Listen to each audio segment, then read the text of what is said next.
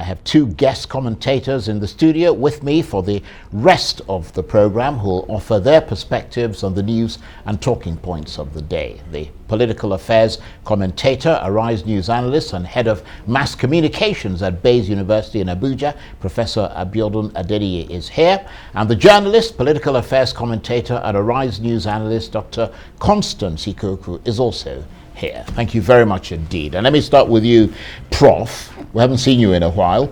How much of an odd spectacle is all this in light of what you just saw with Kenneth Okonkwo putting up a very robust defense of his principle? But does it look a bit at odds with the conviction of Donyi Okupe, the image he's trying to sustain about his principle? Well, I thought, yes, I agree with you that it's quite a robust defense, and of course, he lived up to expectation as somebody who is a gifted orator. You know, he spoke, 19 to the dozen, no doubt. Displayed impressive levels of vocal pyrotechnic, and sometimes when he was speaking, I want to believe that it appeared as if he was acting again. It did appear like that.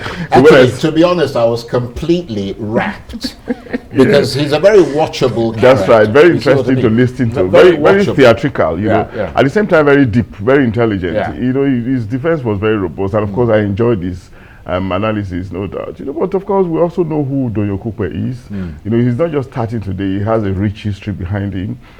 He's a medical doctor, no doubt. He was very prominent in the old NRC in the period of the military, and of course, after the debacle of that transition, the Babangida transition, he retired to his business, to his medical practice, and Obasanjo brought him out.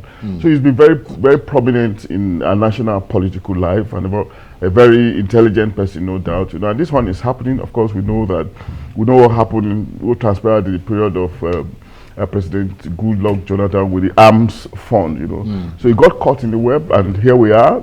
It's a judicial process.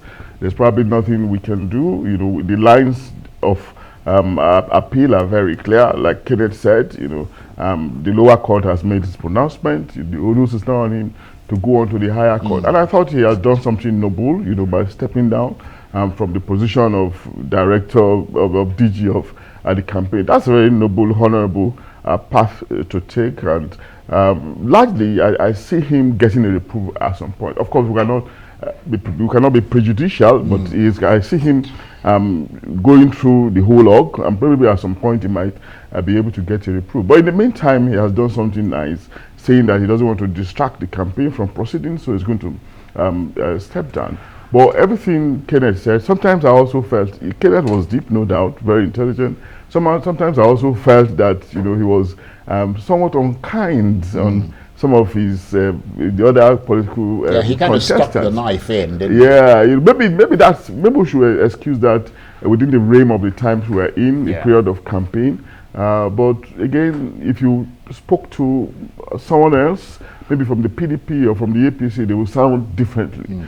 But overall, I think it's a good thing that Labour Party has done, or maybe that Donyi Okupe himself has done by stepping down. Really honorable. It's a nice way to go, and it's a kind of culture that is also good for us to imbibe as a people. When you have one kind of indictment or the other, I mean, you just toe the path of honor and keep your dignity, as the case could be. Yeah, let me bring you in, Dr. Ikokwu. Is it your sense that this case has outstanding significance because of its association by extension with Peter Obi? Because I'm wondering what it's likely to do to the support he's cultivated among young people, for instance. I mean, you're a reasonably young person. Well, if you say so. Thank you. Well, when you look at the supporters of Peter Obi, they're very fanatic. They don't seem to be easily swayed. I think they will weather the storm. I think Labour Party and the presidential candidate, Peter Obi, will weather the storm. It's a good thing, like Prof said, that Dr. Donyi Okupe has resigned or has stepped aside, because you do not want to give your political opponents ammunition to take you down. The other thing is that it also sends a strong message. It would have been symbolically tragic if he did nothing or he decided to stay on. So the message here is that we are not going to be tolerating these kind of things. The other thing is that this is Nigeria. We are a cash-driven society. I'm not surprised by this incident at all, or by this case. We are a cash-driven society. If you begin to scrutinize the papers of every single party, you will find these kind of things. That's a good point. Nigerian political terrain is laden, with landmines everywhere. People carry money in bags during campaigns, before campaigns, outside of campaigns. This happened within the presidential office. So it's not rare at all. The point then will be, where do we go from here? Can we have a discussion about money, how we handle money, the sources of money, especially in terms of political campaign during the season? How much money should you be handling? Where should it come from? Should there be a cap? Should there be a limit? This is the kind of discussion we should be having if we want a transformative system. Talking about the new Nigeria, which Peter Obi says that he stands for. But, Dr. Okupe has done the right thing. It's a sensible move to have taken, because you want to look at the bigger picture. It's not about him now. It's about the Labour Party. It's about the candidate. It's about the Nigeria that they want to usher in. That's a very good point. Let me come to you, Prof, because Kenneth Okonkwo made the association rather skillfully, I have to say, but he made the association with the PDP. Yeah.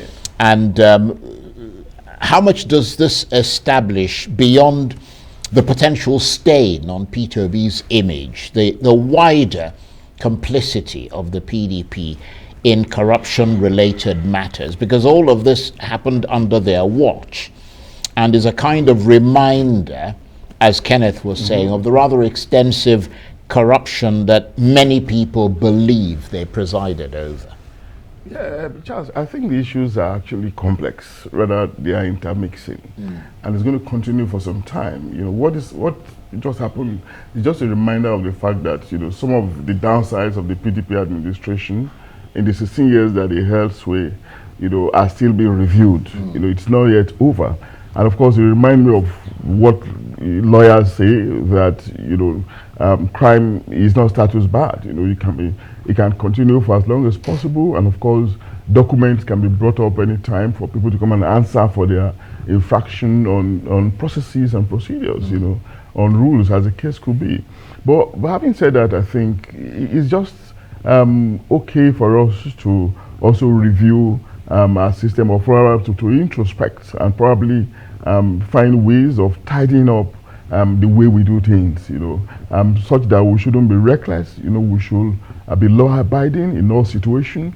And of course, when rules and regulation are spelled out, it shouldn't just be, for the ordinary person alone, or it shouldn't just be for the one that is powerless, while the powerful ride roughshod on those rules. I'm not sure when Dr. Okupe was giving these funds, he would have thought that there will come a day like this where he will be called to come and give account, because he was giving this money, at the commanding heart of the nation's politics.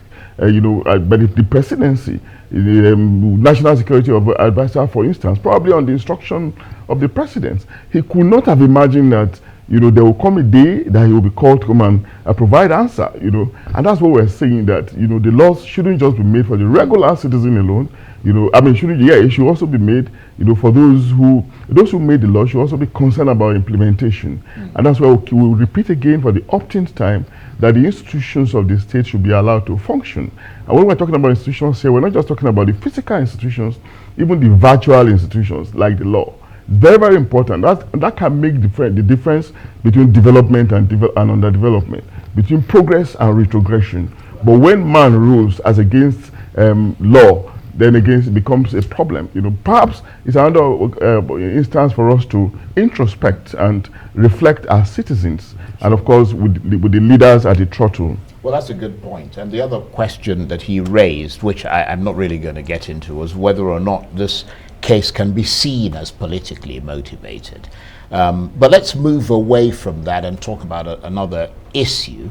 What do you make of this allegation by a coalition group that there is a plot to frame the central bank governor Godwin Emefiele as a way of undermining the 2023 election? Well, Charles, Nigeria is a country of drama of all sorts. So this is a coalition, a group that said it intercepted intelligence that the DSS has brought a case before the Federal High Court in Abuja against the CBN governor, alleging terrorism and financial crimes. Well, it was on the front page of this day newspaper today as well. And all of that. This is not new. That's the thing with Nigeria. I do not know if an investigation was ongoing on the CBN governor and then it was leaked. I sort of compare this with cases that have to do with EFCC or ICPC. The case never gets to the end and tidied up and wrapped up before it is announced. It's like somebody leaks it and then we're not sure what is going on. So, but the thing is, the CBN governor or the CBN is independent or is supposed to be independent. So there should be processes. If he has a case to answer, if there are infractions, there should be processes to bring him to book. Having said that, I think the CBN governor is one of the officials, high-ranking or high-profile officials in this government that is in the good books of the APC. I mean, there are so many things that have happened for the last almost 8 years, and he is still sitting on his seat. I think somebody else would have been fired. So except he has fallen out in the last couple of months, I think that he's in the good books of the government. We do not know what is actually going on. I cannot say.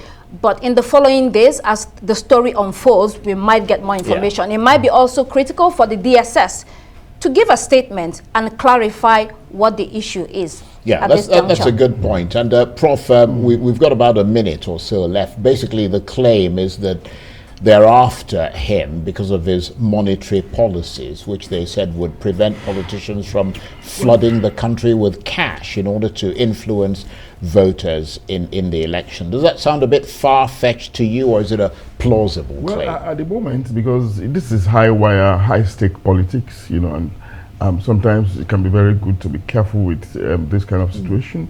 But I'm happy to go with the statement provided by the DSS that they should be allowed to do their job. There shouldn't be any infraction. And the only thing we can probably say in this circumstance is for all institutions, all agencies of government to be very careful, to be respectful of each other, to privilege consultation, maybe ahead of, sanctions, especially when it concerns, some sensitive state machineries and sensitive officials. We're not saying that they are necessarily above the law, but when we know that some situations can actually trigger some other kinds of crisis, that will come very, very difficult to control, then we should be a little bit circumspect. Otherwise, it's a very delicate, complex matter because of the levels of people we're talking about. But again, I would have thought that one other way to resolve it will have been some level of presidential intervention. If we have a presidential intervention, I'm sure that there could be calm, there could be understanding, and if there's need, for apprehension, for sanction, for prosecution and sanctioning, why not? Because the law shouldn't be a respecter of anybody. Thank you very much indeed, Professor Abiodun Adeniyi and Dr. Constance Ikokwu. Thank you ever so much. That's it for this edition of Arise Prime Time. Join us again tomorrow. From me and the entire team here in Abuja, bye-bye, and thank you for watching.